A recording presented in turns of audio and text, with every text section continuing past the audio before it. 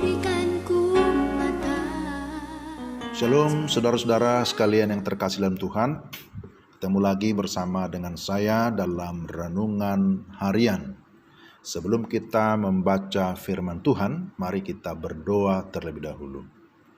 Bapa di surga, dalam nama Tuhan Yesus, kami mau membaca dan merenungkan firman-Mu. Kami berdoa supaya Allah Roh Kudus yang menerangi hati kami, memberikan kami hikmat dan pengertian, sehingga kami dapat mengerti firman-Mu dengan jelas. Dalam nama Tuhan Yesus kami berdoa. Amin. Pembacaan firman Tuhan diambil dari Yakobus pasal 2 ayat 17. Demikian firman Tuhan. Demikian juga halnya dengan iman.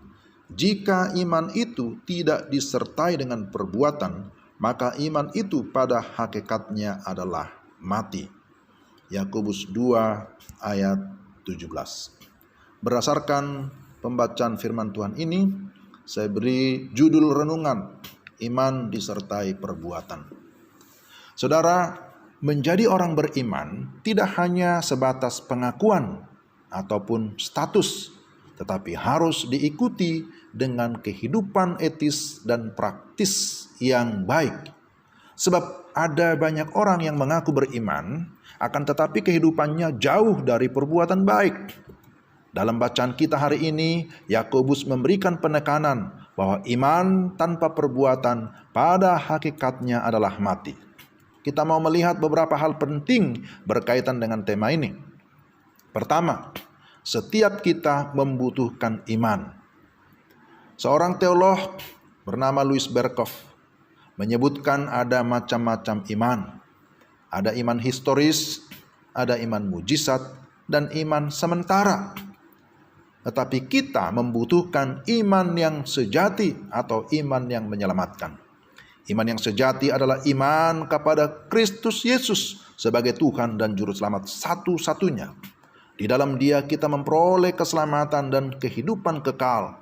Dan itu adalah kemurahan semata-mata. Kemurahan atau anugerah.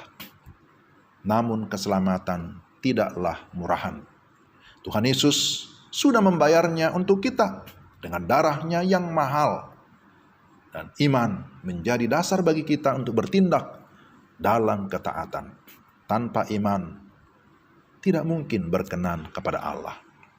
Kedua, ingat bahwa iman harus disertai perbuatan. Yakobus mengingatkan, kamu adalah orang yang beriman kepada Kristus Yesus Tuhan kita. Maka tunjukkanlah kasihmu atau kepedulianmu kepada sesama tanpa memandang muka atau tanpa membeda-bedakan. Yakobus pasal 2 ayat 1. Karena Kristus juga menyelamatkan kita tanpa memandang muka. Yakobus kemudian melanjutkan dalam ayat 14. Apakah gunanya saudara-saudaraku jika seorang mengatakan bahwa ia mempunyai iman padahal ia tidak mempunyai perbuatan? Dapatkah iman itu menyelamatkan dia? Artinya bahwa pengakuan atau keyakinan iman harus berbanding lurus dengan perbuatan. Beriman berarti berbuat. Beriman bukan berteori apalagi mencari pembenaran. Beriman bukan mempersoalkan siapa sesamaku seperti orang Farisi. Beriman berarti peduli pada orang lain. Yakobus memberi contoh tentang orang yang membutuhkan tumpangan, membutuhkan pakaian atau makanan, tetapi saudara tidak peduli sama sekali, hanya berkata, "Selamat jalan, kenakanlah kain panas, makanlah sampai kenyang," tetapi tidak memberi apa-apa. Apakah gunanya itu? Pada masa itu banyak orang-orang Kristen yang miskin, menderita aniaya, mereka kehilangan keluarga, tempat tinggal, dan lain-lain. Iman dan perbuatan adalah satu paket yang tidak terpisahkan.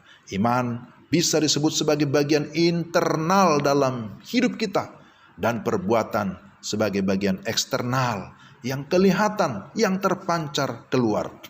Sebagai ilustrasi, jika ada orang memberi jam mereknya bagus, tapi tidak ada jarumnya, saudara senang atau tidak? Tentu tidak, karena kita mau yang lengkap. Jadi iman terlihat dari perbuatan kita. Berbuat adalah tanda bahwa kita hidup. Berbuat bukanlah sebagai syarat keselamatan, tetapi respon terhadap keselamatan. Tapi berbuat juga menunjukkan kualitas iman kita. Semakin banyak berbuat atau peduli, maka semakin terlihatlah kualitas iman kita. Hidup kita menjadi berkat bagi banyak orang, dan di atas segalanya Tuhanlah yang dimuliakan. Kiranya renungan singkat ini menjadi berkat bagi kita sekalian. Mari kita berdoa. Tuhan, terima kasih untuk firman-Mu. Kami bersyukur firman-Mu mengingatkan kami bahwa memang kami adalah orang yang beriman kepada Kristus. Tetapi lebih daripada itu, kami mau menunjukkan iman itu dengan perbuatan-perbuatan baik yang menyertainya. Kami berdoa supaya Allah Roh Kudus memberikan kami kemampuan supaya kami dapat mengingat dan melakukan firman-Mu. Kami peduli kepada sesama karena Allah sudah lebih dahulu peduli dan mengasihi kami. Materaikan firman-Mu dalam hidup kami dalam nama Tuhan Yesus Kristus. Amin. Demikian pendengar sekalian, renungan kita hari ini, kiranya melalui firman Tuhan ini kita semakin diteguhkan, diberkati, Tuhan dimuliakan. Shalom. Berikan